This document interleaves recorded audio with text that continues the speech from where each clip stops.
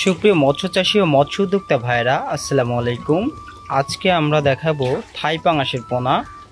আপনারা দেখতে পাচ্ছেন যে হাউস ভর্তি কিন্তু অনেক থাই পাঙাশের পোনা তোলা আছে। এই মাছগুলো কিন্তু সবই অর্ডারের মাছ।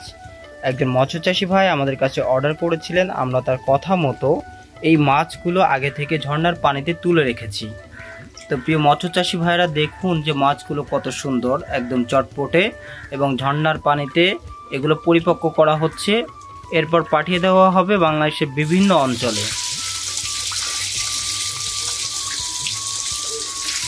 প্রিয় মৎস্য চাষী ভাইরা, এই মাছটা কিন্তু 1 কেজিতে 300 থেকে 350 পিস আসবে। দেখুন মাছটা একটু,